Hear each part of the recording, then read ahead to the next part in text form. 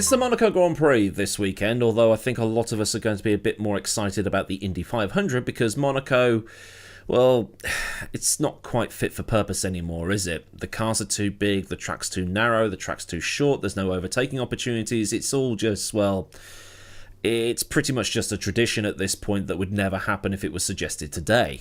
But it's one of those ever-present races, except when it wasn't present. Since its inception in 1929 when William Grover Williams won, and Grover Williams is a person I've looked at in the past and has a truly magnificent, if not tragic story, because, long story short, he was a spy for the French resistance during World War II, as part of the so-called Ministry for Ungentlemanly Warfare, but he ended up being captured by the Germans and was executed at one of the concentration camps, along with another pre-war racing driver, but they were executed at separate concentration camps. If that video interests you, it's called Tinker Tailor Driver Spy, or words to that effect, just in case I forget to put one of those little pop-out cards for you. But Monaco hasn't been ever present on the Formula 1 World Championship calendar in the same way that the British and Italian Grand Prix have been. It wasn't held between 1939 and 1947 due to the war and the financial fallout thereafter. It was not held in 1949 because of the death of Prince Louis II, 1951 because of budgetary concerns, 53 and 54 because of the rules being all over the place, but would then go uninterrupted until 2020 when, well, I mean, we were all there for that, weren't we? But despite falling out of favour in more recent years due to the aforementioned inability to do any racing there, it's still one of the world's most prestigious races. It forms 1/3 of racing's Triple Crown, and while Le Mans has the legends of Christensen, Bell, Ickx and Pescarolo, and Indy's got the Andrettis, the Unzers, Castroneves, Mears and Foyt, Monaco has Chiron, Williams, Caracciola, Hill and Senna. Actually, as an aside, if you want to watch the Indy 500 this weekend, I mean, weather permitting, it will be shown live on Sky Sports' YouTube channel for free for anybody living in the UK. So no Now TV Day Pass required. You can just watch the whole race uninterrupted. No adverts in the middle. Lol. During the 1960s, Graham Hill attained the name Mr. Monaco. While he shares his win tally around the circuit with Schumacher and then Senna has scored one more than them both, Hill was the man most associated with the race because up until 1991, he'd won it more times than anybody else. 5 wins between 1963 and 1969, winning 3 in a row which hadn't been done before, and his popularity meant that he was rubbing shoulders with Prince Renier III, his wife Grace Kelly, and all the rich and famous that turned up to watch the Formula 1 cars race for, well, 100 laps around this short, twisty and demanding track. As such, Monaco developed that reputation for being the glitz and glamour race of the year. The boats entering the harbour, the residents watching from their balconies, the utterly insane prices paid for the Churchill suite that overlooks the track from one of the hotels, and the track has only received minor upgrades since the 1970s. So when Monaco rolls around, it's always a show. Today, it's like trying to fly a fighter jet through your living room, and I reckon that now, Monaco is the last place where you'll find a Formula 1 car with the gloves totally off, just because of the fact you've got to bang in a lap that's the fastest around the track because track position is so important, and you've only really got one chance, because if you stuff it up, you're in a wall.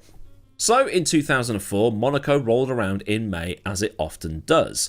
Usually it's the same weekend as the Indy 500, probably in a deliberate ploy by Bernie to stop drivers from doing the 2 races and making sure all the F1 drivers are 100% committed to Formula 1. At least until Hülkenberg realised he could do Le Mans without missing a race and ended up being in the winning car. Now this race was 20 years ago, the 2004 season being the season where the Michael and Ferrari went on a domination spree that saw them have one of the most one-sided seasons in Formula 1 history. Schumacher had won the opening 4 races. At all but the San Marino Grand Prix, he'd been on pole, with Button beating the Ferrari to the front slot of the grid for the first time in Button's career. That's Button being on pole for the first time in his career rather than Button beating Schumacher for the first time in his career in qualifying, although it might actually be both. But anyway, at each of those 4 races, Michael had also got the fastest lap, except for Malaysia, and with the way things were going after the first 4 races, it was looking like another 1994 or another 2002 in terms of Schumacher's dominance. So, for the Monaco Grand Prix, most were expecting another Schumacher win. If he did so, it would take him off being level with Hill and matching Senna, and this would be the optimal year in which to do it. He had by far the best car on the grid, and not only that, the car was entirely built around him with the tyres made specifically for his car, and he was also the best driver on the grid as well, so added up, it should have been a certainty. If he was on pole, chances are he'd romp off into the distance and never look back. Although it was going to be a statistical anomaly, because nobody had won at Monaco from pole since 1998. Meanwhile, the Monaco Grand Prix was going to be an opportunity for the other teams to sort of get into the spirit of the race weekend, and one of those teams was Jaguar. The Ford factory team hadn't had the best of times in Formula 1 since taking over the Stewart team in time for the 2000 season. With the might of the Ford Motor Company behind it, results should have been there. They should have had a car capable of winning with the amount of cash they'd be able to sink in, and with Ford also having racing success everywhere else. But they just didn't. In a video I did on the team as a whole, one of those retrospective videos if you want to call it that, it seemed that Ford just simply didn't care. The bean counters in Detroit would have likely taken things a bit more seriously if the car was painted blue and white as opposed to British Racing Green. Jaguar was a subsidiary brand. Not worth their time, apparently. Jaguar, much like the successor team Red Bull would do with Star Wars the following year as it so happened, got in touch with Warner Brothers and managed to work out a deal to do some promotional work for the film Ocean's 12. Ocean's 12 is the sequel to the remake of the 1960 film Ocean's 11 that starred Frank Sinatra as Danny Ocean, who was then played by George Clooney in the remake and the subsequent sequels. The original also starred Dean Martin and Sammy Davis Jr., the Rat Pack. The plot saw them plan and execute heists across 5 Las Vegas casinos, while the remake had the likes of Brad Pitt, Elliot Gould, Casey Affleck and Matt Damon. It also had a cameo from Siegfried and Roy and Vladimir Klitschko because Vegas, baby. What in the goddamn? Let's keep this in the groove, hey? Smooth moves, smooth. It's a deal that would have suited the vibe of Monaco down to a T. The cars go zooming past a casino in the aptly titled Casino Square, and Monegasque natives aren't allowed to gamble there, but visitors and residents are allowed to gamble there. It's just one of those rules, and it is what it is. And Graham Hill would often be found in one of the casinos, much to the annoyance of his wife. So gambling, casinos, heists, luxury, Vegas, it all went hand in hand. Nav Sidhu, who was JAG's head of communications, was the one who came up with the whole plan and managed to get everybody on board for what would be the perfect advertising opportunity. But it was also going to be the biggest risk advertising opportunity ever seen in Formula 1 history, because I can't think of anybody else that's tried anything this insane. Like already mentioned, Jaguar was in the proverbial by 2004. The employees all knew that Ford wanted to move the team along and it would become Red Bull for 2005. So Jag was trying to do anything it could to try and drum up some publicity, because any publicity would be good publicity. Jaguar, in association with Steinmetz, a retailer of the world's finest diamonds, which are their words not mine, set up a method of really hammering home the whole Monaco is full of A-listers and rich and famous thing.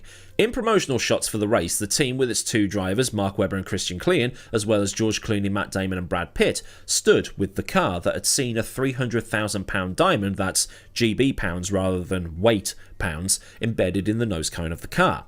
And this wouldn't be the first time that Jaguar, Monaco and jewellery that costs how fucking much would be seen together, because the previous year Naomi Campbell had been spotted with the team wearing something that cost more than we'll make in a lifetime. There is also a picture from behind the cast of the film and the drivers that shows a huge mob of people that were all bashing each other out the way to try and get the best shot. I'd show you a picture, but I can't find one that's good enough close up. I can't even get you a picture of the car at the Grand Prix. When I buy up photos, I tend to get ones that I can use again and again and again so I can get my money's worth, but in the pre-race promotional shots, there was this 3-inch long jewel embedded into the car.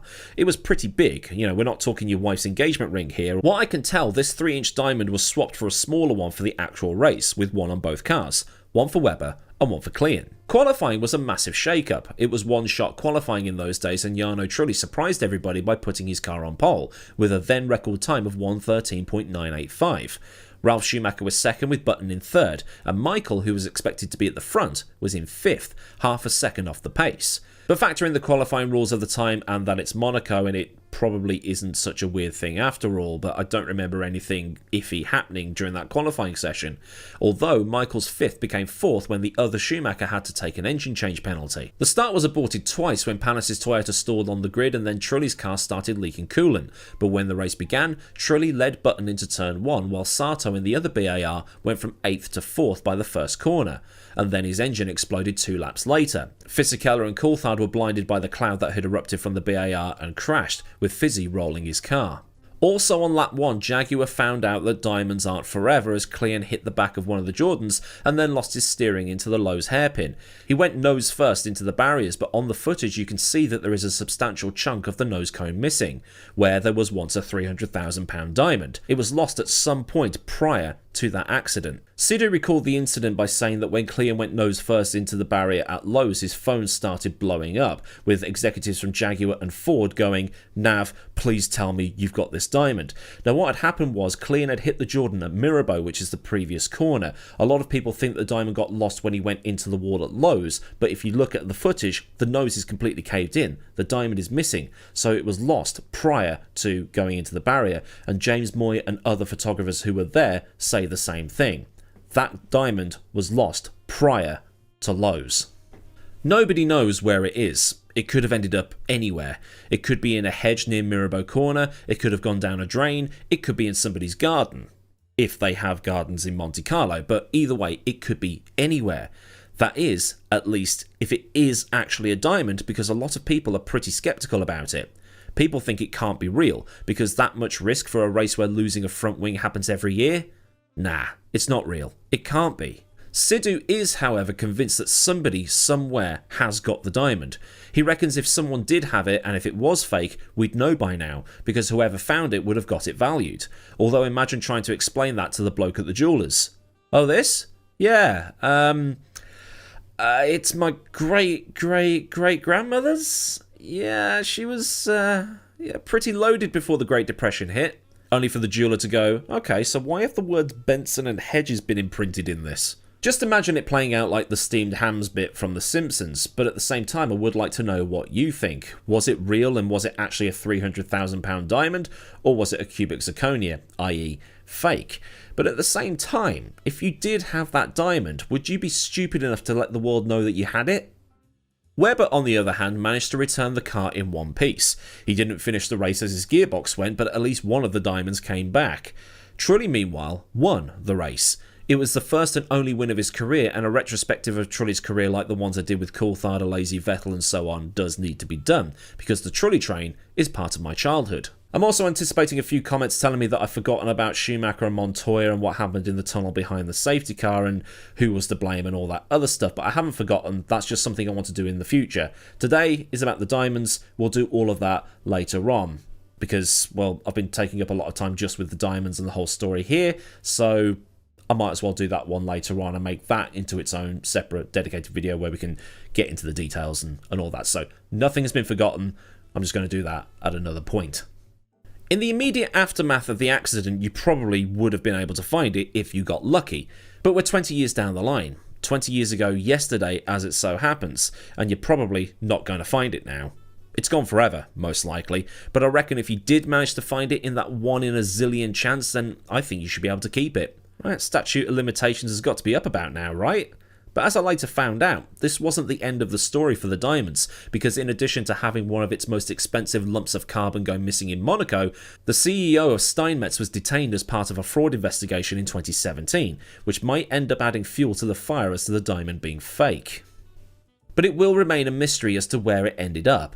Nobody from any of the teams was allowed on track until 2 hours after the end of the race, so finding it was going to be a mission either way. Most engineers and crew members are usually more worried about the driver in the event of an accident, and don't give two hoots about the car so long as the squishy thing driving it is okay. But in this instance, several members of JAG's management and people working for the team below them have all said that when Klien went into the wall, the first thought was, where the f*** has the diamond gone? But what's even funnier about the whole thing is that the whole thing was centered around diamonds, heists, casinos, Vegas, the 60s, Sinatra, this and this, and the glitz and glamour of Monaco.